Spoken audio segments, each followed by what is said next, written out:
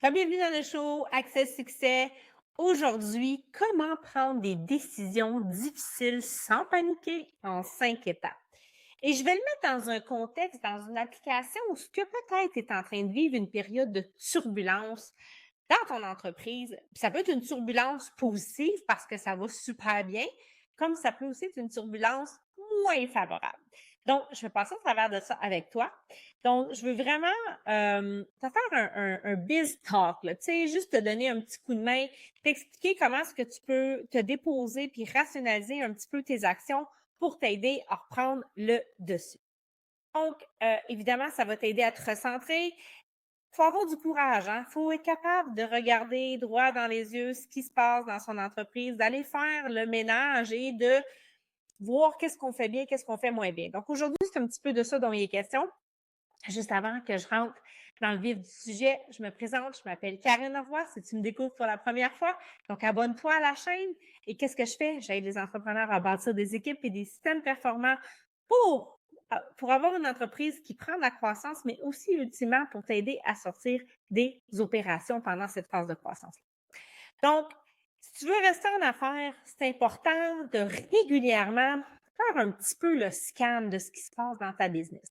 Même quand ça va bien, même quand ça va pas bien. Puis c'est pas juste une question de survivre, mais on veut vraiment prendre de la croissance. Donc là, il y aura toujours des hauts, des périodes fortes, et il y aura toujours des moments plus creux. Ça fait partie de la réalité entrepreneuriale. Et tu dois, au travers de tout ça, un des grands rôles des leaders, c'est de prendre évidemment des décisions. Donc, tu vas être amené à prendre des décisions difficiles et à le faire de façon lucide, calme et posée, toujours dans la meilleure intention pour toi, ton entreprise. Puis j'ai envie de te dire des fois un petit peu libre d'émotion. C'est pas qu'on n'aura pas d'émotion, mais il faut être capable de faire la part des choses. Donc, je vais te guider au travers de ces 5 étapes puissantes-là pour te permettre, à toi et à ton entreprise, peut-être de se remettre sur les rails parce que tu vis un chaos, parce que tu as pris de la croissance trop rapidement ou peut-être parce que tu vis actuellement des défis. Donc, c'est parti, on commence avec ça. Donc, la première étape, on va partir là, qu'est-ce qui fonctionne? C'est posez-vous vraiment la question, qu'est-ce qui fonctionne et qu'est-ce qui ne fonctionne pas? Donc, il faut vraiment se remettre en question, il faut vraiment regarder tout ça. Puis avant de foncer dans le vide ou de réagir, on fait un petit time-out, là. On se regarde, on regarde les choses, on prend le temps d'analyser un peu. Puis s'il vous plaît, regardez les faits. Pas des impressions, pas des perceptions. Concrètement, qu'est-ce que je peux mesurer? Qu'est-ce que je peux observer? C'est quoi les vraies choses qui se passent? Donc, qu'est-ce qui génère véritablement, réellement des revenus présentement? Donc, pas ce que vous pensez qui va marcher, mais qu'est-ce qui marche?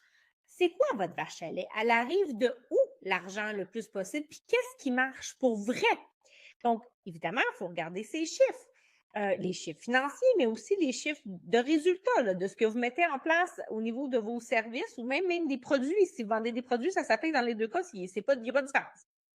Et maintenant, qu'est-ce qui donne des résultats concrets à tes clients? Donc, évidemment, surtout si tu es dans le domaine du service, quand tu vends un produit, c'est une autre chose. Le but dans votre service, c'est de donner des résultats ou un niveau de satisfaction à votre clientèle. Donc, qu'est-ce qu'ils utilisent? Qu'est-ce qu'ils adorent? Tu sais, qu'est-ce que ça leur apporte comme transformation ou comme résultat? Et c'est ça qui est important à prendre en considération parce qu'un client qui est heureux, un client qui a des résultats, c'est un client qui va vous référer, c'est un client qui va peut-être potentiellement revenir et c'est un client qui va contribuer au succès de votre entreprise. Donc, c'est important. Qu'est-ce qui génère véritablement de l'argent? Puis on est capable d'identifier c'est quoi un peu la vache à lait, puis c'est quoi les résultats avec ce que vous offrez, le résultat final et le niveau de satisfaction de tout ça et ou de transformation selon ce que vous offrez comme service. Donc, soyez honnête avec vous-même, regardez ce qui est là, allez faire déshabiller, vraiment, déshabiller votre modèle d'affaires, puis allez vraiment dans chaque petit raccoin regarder ce qui est là, ce qui se fait, la pertinence, et est-ce que ça mérite encore d'être là et d'être fait? C'est vraiment une question qui peut être difficile à prendre, mais il faut se la poser. Est-ce qu'on a besoin d'avoir des milliers de services? On peut se concentrer sur les vrais pertinents? Dans un premier temps, stabiliser les choses autour, puis après ça, on en rajoutera graduellement, mais mesurer. Puis laisser partir des choses peut-être s'il y en a trop. Donc, ça, c'est la première des choses. Maintenant, la deuxième étape. Si jamais ça va moins bien, mettons qu'on est plus en difficulté présentement, elle est où la fuite? Hein? Avant que le bateau coule, il faut savoir il est où le trou. Donc, encore une fois, il faut être honnête avec soi-même. Qu'est-ce qui draine ton énergie, ton entreprise?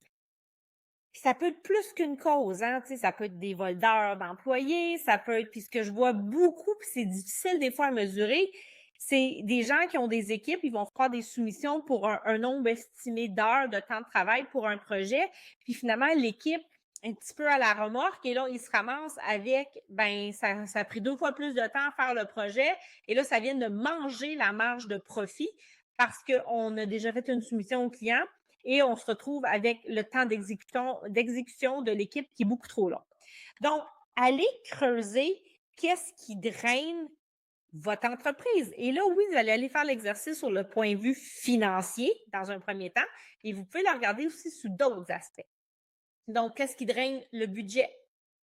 Qu'est-ce qui draine la rentabilité? Donc, où vont les dépenses? Tu sais, est-ce que c'est toujours encore tout nécessaire? Qu'est-ce qui draine la rentabilité? Donc, votre marge de profit, je viens de vous donner un exemple concret. Qu'est-ce qui draine votre énergie mentale? D'avoir une équipe qui n'est pas autonome, que vous passez votre temps à répéter, que vous devez toujours être en arrière, que vous devez décider pour tout, c'est lourd mentalement. Puis, qu'est-ce qui vous empêche de dormir la nuit, en gros? Donc, allez creuser un peu tout ça. C'est sûr que si vous n'arrivez pas à identifier les problématiques, vous n'arriverez pas à les régler. Donc, vous devez trouver les causes. Encore une fois, il y a où le trou dans le bateau? Donc, il faut sortir de l'ombre, il faut mettre de la lumière dessus, et c'est inconfortable, mais c'est correct, ça fait partie du processus. On va le voir, on va l'adresser.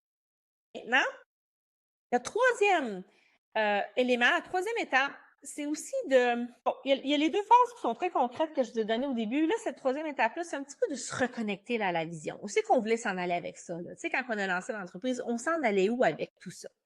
Donc, on va rêver un petit peu, mais de manière stratégique, OK? Donc, à quoi veux-tu que ton entreprise ressemble dans le prochain chapitre que tu t'apprêtes à écrire?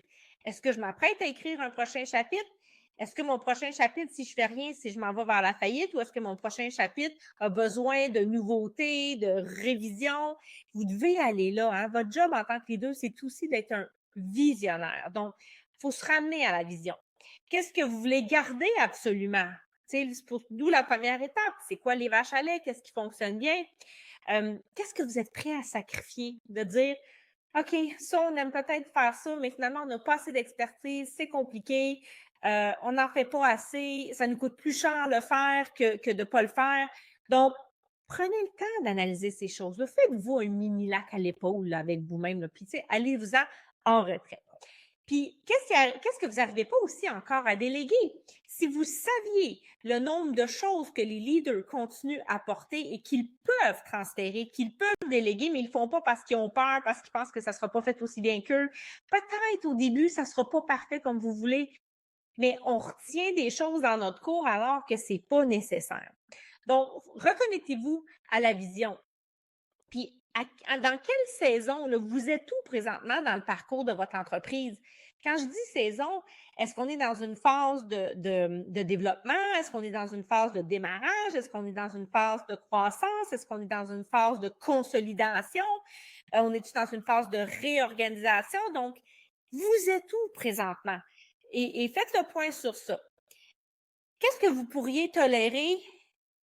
Puis des fois, il faut se regarder aussi dans votre vie personnelle. Vous êtes dans quelle phase de votre vie? On n'a pas la même énergie à 30 ans qu'à 60 ans.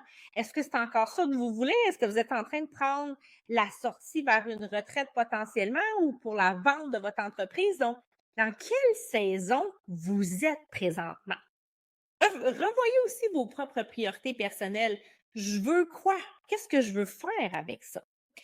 Donc, soyez réaliste, mais surtout soyez honnête avec vous-même et faites des choix judicieux. Maintenant, la quatrième étape. Donc, de quoi ton entreprise a-t-elle vraiment besoin? Donc là, c'est beau, une fois qu'on s'est dit tout ça, ton entreprise elle a aussi des besoins. Donc, c'est une question qui est super puissante à se poser. De quoi a besoin mon entreprise présente? Arrêtez-vous et posez-vous cette question-là. C'est merveilleux. Hein? Puis là, tout ce qui vous monte en inspiration, écrivez-le, OK? Mais qu'est-ce que ton équipe actuelle veut? Qu'est-ce qui fonctionnait peut-être il y a 5 ans puis qu'aujourd'hui, ça ne fonctionne plus? Mais qu'est-ce que ton entreprise a besoin? C'est vraiment maintenant. J'ai besoin de donner quelle insufflation. Puis c'est pas ce que ton équipe veut, c'est pas ce qui fonctionnait là, un certain temps. J'ai envie de vous dire, faut voir au-delà de OK, dans le ici maintenant, voici le portrait, voici où j'en suis. Qu'est-ce que j'ai besoin de donner à mon entreprise? Puis là, on s'entend, l'entreprise, c'est juste l'extension de qui vous êtes. Donc, c'est aussi à vous que vous devez vous donner ça.